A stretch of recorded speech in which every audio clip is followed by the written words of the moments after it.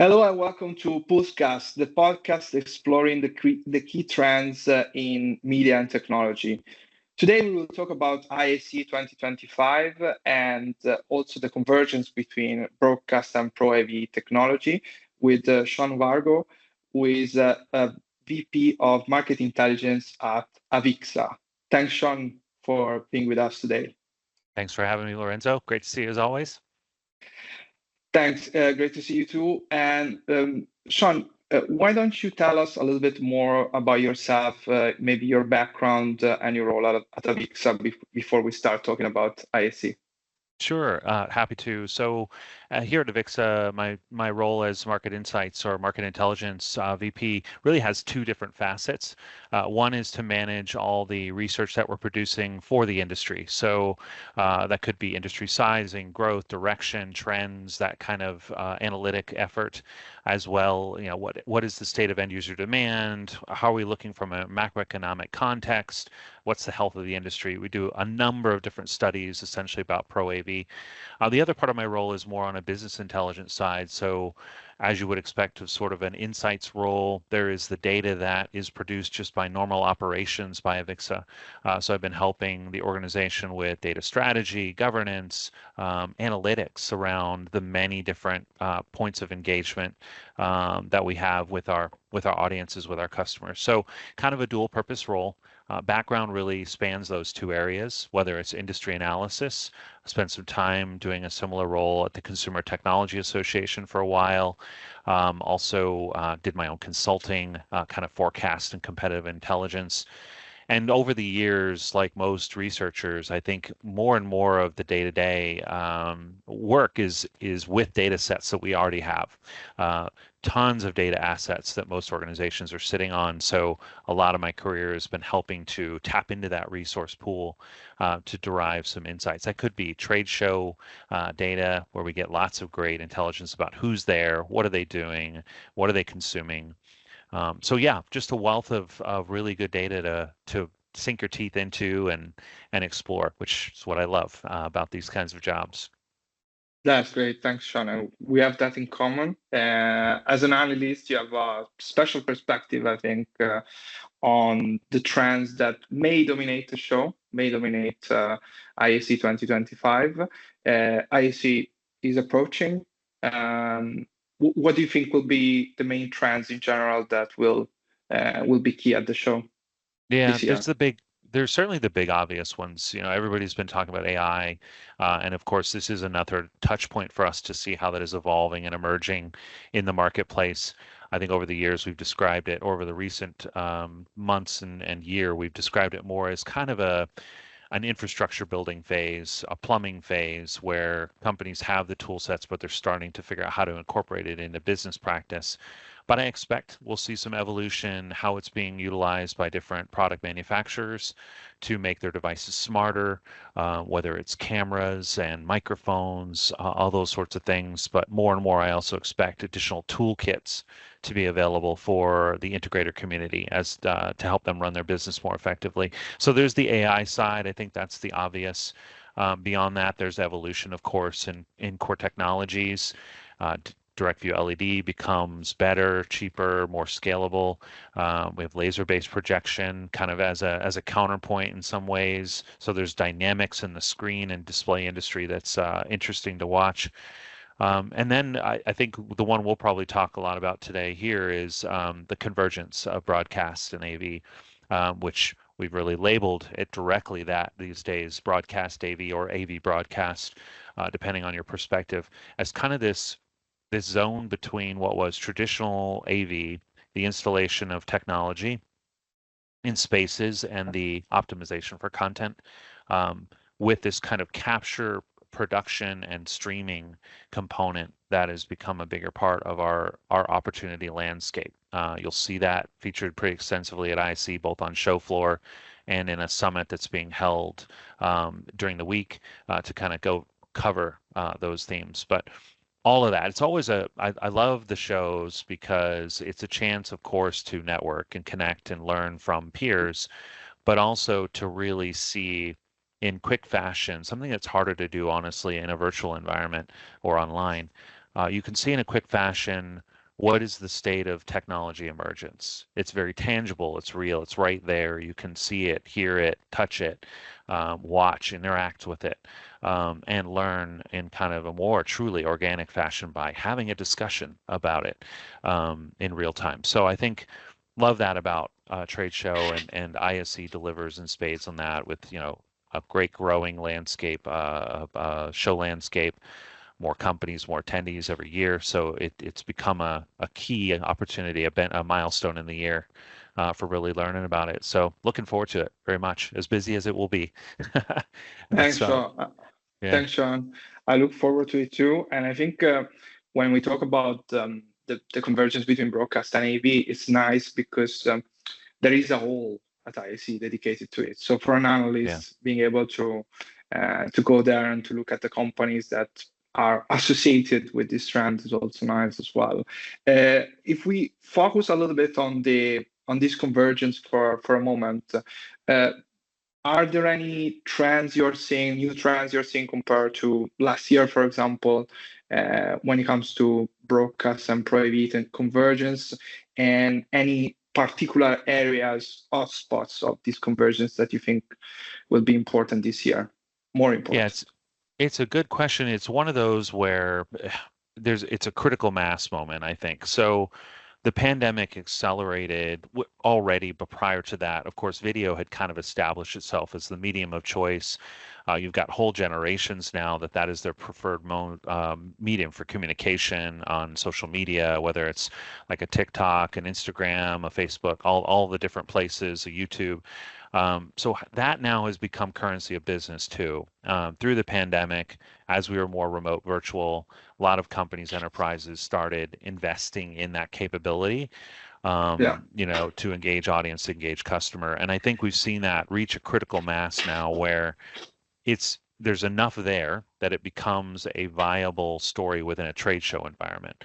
All the pieces were kind of there. You could say that AI accelerated some parts because of the ability to more quickly and efficiently create content, or at least prime the pump with content, even if it needed final edit and tweaking by human eyes and creative brains. Um, but I think that is further emphasized this. At the same time, I think because of streaming service and social platform, the traditional broadcast vehicles and organizations, companies, and oh gosh, it's just essentially the process has been yeah, challenged, and so we see a shift in talent away from what you might call traditional broadcast industry over into this enterprise-based, more democratized, I think is the word I've heard people use, effort around it. So all of that now has, I think, created this moment where there's a lot more momentum. So while it's not necessarily about a single technology, I think it's about an evolution of process and business need and use case that has really solidified it as a more viable part of the show. I will say too, it's one that's very hard to measure as a researcher because the yeah, fact is it spans many different worlds. And even our effort at AVIXA to kind of quantify it as what we call broadcast AV as a solution area, it's part and parcel of corporate communications. It's part of collaboration, learning. It's part of live events, performance entertainment. These other solution areas that in the past might have been more siloed, yeah, more quantified, more kind of bounded. I would say if you're doing a live event, as an example, you are likely standing up some sort of broadcast AV capability along with it to capture that content, optimize it, and stream it out. So I think my guess is at ISC in the halls for broadcast AV, we're going to see probably more of those workflow technologies that are helping corporate enterprise to stand up this capability and manage their content. As well, we'll continue to see momentum and noise around virtual production at kind of the highest end. Though we all know that kind of scales down to what could be a more smaller investment from companies. But I think where this intersects some trends that we've been talking more about is collaboration technology. I think as we've all discussed, companies have a surplus of office space across many parts of the world, and this is a place in which they're bringing in and making use of some of that space to stand up some more capability on it. So I think technologies that allow for that conversion to happen, taking over a conference room and making it a green screen or virtual Yeah. production kind of room with better lighting, better mics, audio enhancement and capture, video, all that sort of stuff. I think that's what we should see a lot more of at the show, I would imagine. Yeah. Thanks, Sean. A lot of interesting stuff in there and Yeah. interesting trends. I I like the idea that things are more interconnected now. I think it's true. Everything is more interconnected, making our job as analysts a little bit more difficult, but more interesting as well. Mhm. And but I think from what I'm seeing, it is developing the convergence, not without its challenges, but I think an interesting area will be how you talked about AI before, how AI will influence this convergence, because AI arguably is a force for, as you said before, democratization. How do you think AI will impact this convergence or the AV industry in general? Yeah, I think it's an efficiency and productivity thing. There's of course a lot of concern over AI as kind of a replacement for human Yeah, capital. But I think what we all have to remember, while there are parts of the market, the industries that are a little harder hit by a replacement technology like an AI that can now do the task that was being handled by someone else. The fact of the matter is, if you just look at sheer demographics and population growth and such across the world to kind of get big picture about it, we don't have enough people to do the work that we have. So in the US, as an example, unemployment is super low. It's hard to find people. In that sort of environment, an AI that can add capability, enhance the job of a content producer creator, that allows them to be even more productive, allows them to do more. It augments and enhances their role. So what we should expect from that is certainly there's challenges to some positions. There's very real the deep fake kind of reality is concerning for actors and talent. But at the same time, you could say that there's increasing opportunities to be out there with content through democratized vehicles. So I think on net benefit, boon to the marketplace, a facilitator yeah, for a lot of corporate enterprises trying to stand up this capability. And hopefully that leads to boon for all. It's growth across the board. That's what tends to happen with new technologies over the long run. Is they end up creating more opportunities than they take away. So I would say that's the general philosophy I look at it with, and that's what we'll want to see. I think, however, the technology can help make the process more efficient and effective for enterprise and create opportunity for the channel to be a subject matter expert, a consultant, and it's integrator installer certainly too, because it's kind of the new space. It's the new kit that is companies can invest in that comes with all the things. It comes with the right space, the right technology, the right content. So that's a sweet spot for our industry. So I think on net it ends up being a boon for the yeah. industry at large. Yeah, Thanks, that's. Sean. Mhm. And do you have any research that you published on, not necessarily on AI, it could be about AI, but Mm. also about this convergence, any recent research and in general research that you're planning to share at the show as well? Yeah, one thing we always do is to frame up the size of these opportunities. So our annual industry outlook and trends analysis reports provide the, say, revenue and compositional Yeah, analysis behind this. So we have that, and we'll be sharing some of the latest there. But what I've been very interested in of late is also the flow of talent, because yeah, as new as this convergence might seem, it's often good to look at, well, how have these industries, broadcast, pro AV, how have they coexisted before, and where has the talent come from? And actually, there's a very fluid movement between those two industries in terms of resource, which makes sense.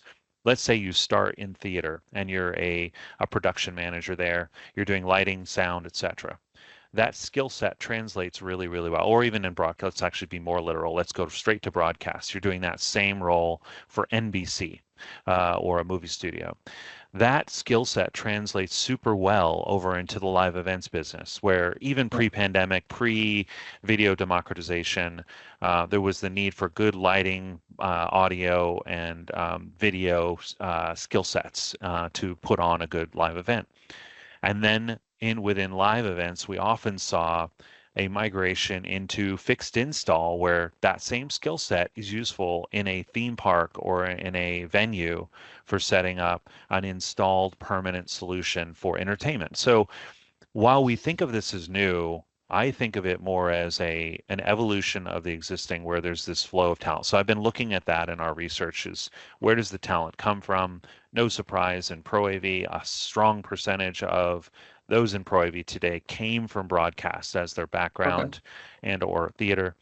So that's an interesting thing to kind of look at. And then more bigger picture is macroeconomically, where are we with this whole experience economy phenomenon? Because that ultimately is the wind in our sails as an industry, driving this trend and many other trends for growth for us. So we're paying a lot of attention to that too, kind of looking at watching health of consumer, watching the trends for consumption to see how that's shaping up to either be challenge or opportunity for us as a whole.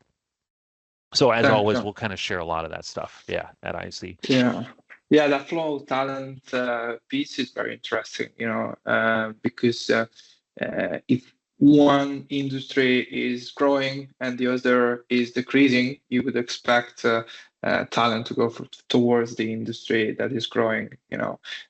We've said in the last few years that corporate video is growing a lot while broadcast is stagnating a little bit. So it'll be interesting if he confirms or refutes that hypothesis. Mm-hmm. Yeah, like we're saying, I think it's going to show up in perhaps less visible ways. So you could see it. We segment out, of course, live events growth. We don't really we count broadcast AV as kind of separate from that, but the largest growth rate for our Pro AV right now is both in fixed install and live event, temporary live event. And so while broadcast AV is growing at a smaller percentage, those two solution areas, I think, also encapsulate some of that same opportunity. So I think the talent, the technology, all of that is, I think it's going to be visible across a broad spectrum of things. As you're saying, I think part of the experience economy means that when we do corporate events or touring shows or anything that is requiring us to lure in, win audiences away from any number of other alternatives they have for using their time, it steps up the game. It means we have to do more. We've got a better stage. We've got a better light. We've got a better design. We've got a better capture. We've got even your on-premise content on the multiple screens that are in the facility have to be engaging, has to be exciting. You can see that at the highest end, like Ariana Grande and certainly also Taylor Swift concerts. I mean, you're seeing that kind of step up. And to me, that's somewhat what this broadcast AV trend is also about. It's in there. It's part of it. It's mixed in. And one of the trends I'm seeing in general, in terms of audiovisual, is that, of course, AI and other technologies are democratizing content production.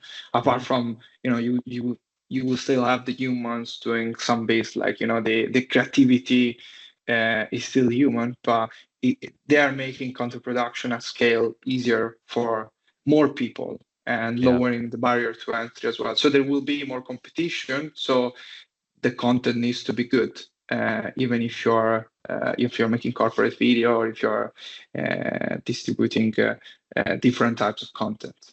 Absolutely. Absolutely, yeah. It's you could say it's an arms race of sorts because Yeah, we're certainly trying to keep up.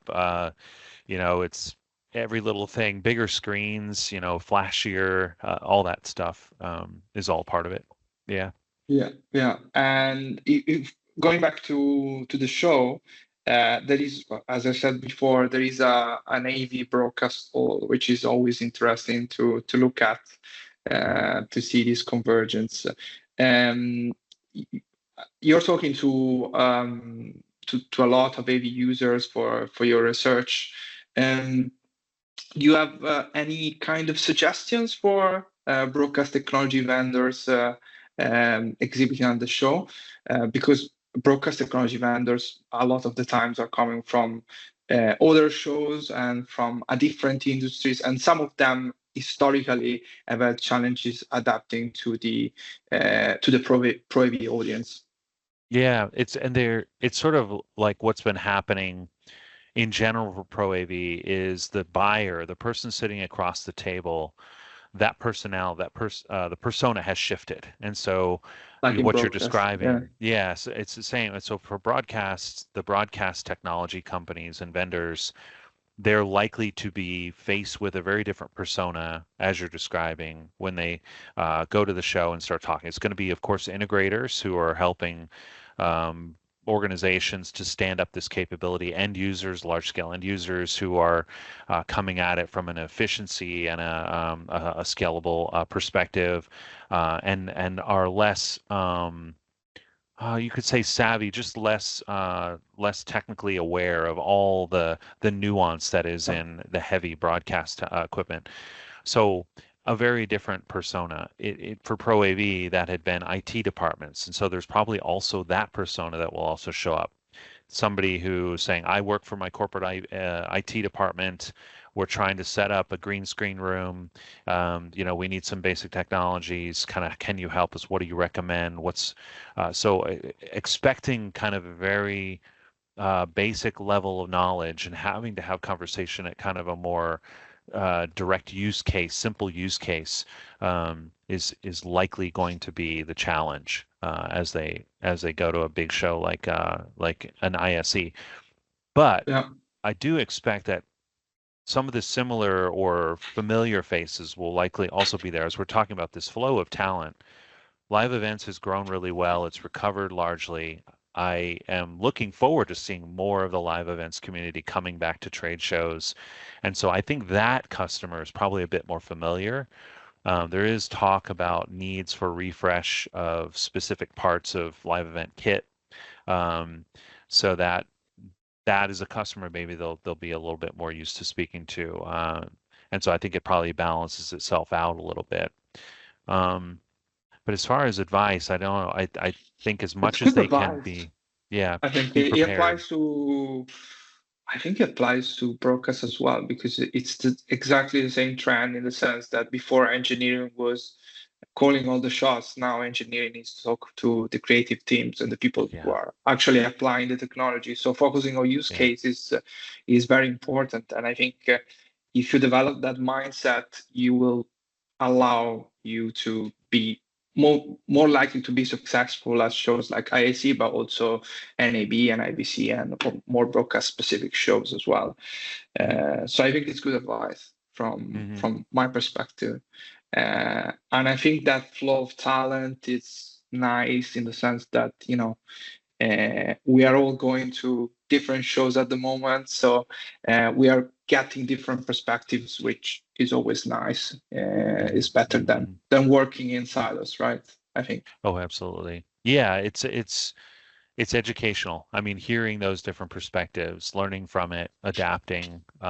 Clearly, any exhibitor is there because they understand or believe there's an opportunity out there, a new customer.